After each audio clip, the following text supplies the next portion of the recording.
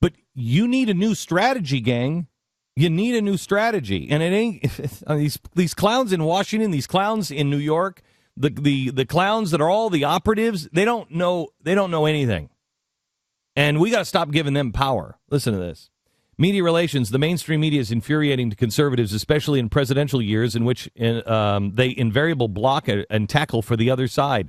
That said, the party absolutely must develop communication teams and spokespeople who are TV savvy, message sophisticated in a presidential operation and have an ear and authority of the candidate, interacting in a professional way. Much of this is equally applicable. Thank you, to conservative media. You can't get through a half hour of Jon Stewart, provide information to soften the blow of a New York Times hit piece, quietly work with reporters and or editors who have gotten a story wrong, follow up with new information, for example, to be able to shift storylines in a flash based on breaking news, or get your surrogates on the air if you're not ready to be a communications advisor at a presidential level. There are not such people in the stable of Republican press gurus. The GOP needs to set up a press school and prepare its professionals. The big GOP money should henceforth divert its at least a tiny fraction of the dough it poured into Karl Rove's useless American Crossroads super PAC and its ilk, and establish its own alternative media, not Fox News, that functions both as a sword and a shield against the decaying, corrupt journalistic establishment.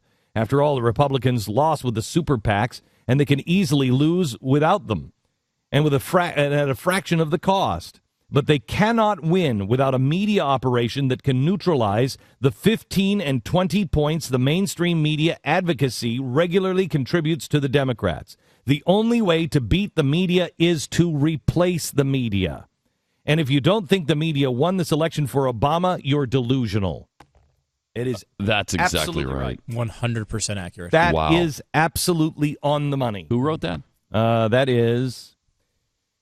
That was written by Michael Walsh, and he's absolutely right. Mm-hmm. Really astute. And that is the only conversation that I have heard anywhere that is actually saying it. Yeah. That now you know why we have developed the Blaze, because this is true. Now, here's what I asked you the other day after the election. I'm going to start a 60-minute show. We are going to do a 60 minutes, but it is $4 to $5 million minimum to do that show. Every single year. I'm going to start a Nightline show, but this one is going to be specifically on the Middle East and the Muslim Brotherhood and everything else. This one is wildly politically incorrect. I'm not partly owned by a Saudi prince. I don't have to worry about those things. We are also going to start. Two other projects that are not going to be. Not going to be what? Sorry, that are not going to be. I'm not going to discuss right now. But here's what has to happen. I need you to help me get the word out about the Blaze and subscribe if you haven't. I have to double my subscriptions to be able to afford these shows. We are spending every dime. You know, I said to Chris yesterday, I said, how are we gonna afford some of these things? I said, what are my taxes gonna go? He said, Glenn, you haven't made any money for 2 years.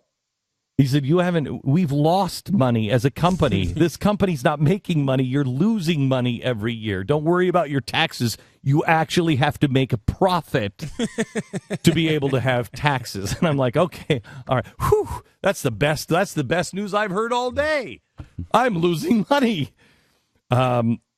We have to double our subscriptions. Every dime that we make, we're pouring back into the product. We have a lot of ground that has to be covered. I need your help. If you haven't subscribed, please subscribe. If you have subscribed, can you subscribe for somebody else? Can you give it as a gift? I think the one thing that hit a lot of conservatives here, and it's something you've been talking about, honestly, for a long time, but I think a lot of what's hit conservatives after this election is how far behind we are and how much ground we have to make up. Yeah. This thing, Glenn didn't start the Blaze on November 7th, the day after the election. Holy crap, we better start a media organization. This started years ago. And the development started years ago, and it's been built up slowly over the past couple of years as you've seen it. But the reason is something that, you just read it in that quote. I mean, it's not obviously about the GOP, but it's about conservative values. It's about the principles that we all share. And it's about making sure that they get not some untrue spin room treatment, but just a fair shot. Yeah, fair shot. In the media. And there you'll has to see, be a media organization that gives them a fair shot. You'll see. We're changing a lot of stuff in the way we do because, well, honestly, I have a plan for 2016. My plan was to have this thing up and running by 2016. Really up and running.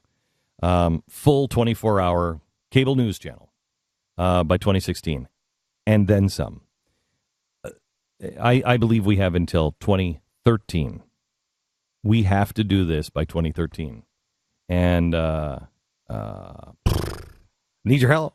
Need your help. So if you can subscribe, please do that. Blaze.com/TV. Subscribe for a friend. Give it as a gift. What is it? $9 a month?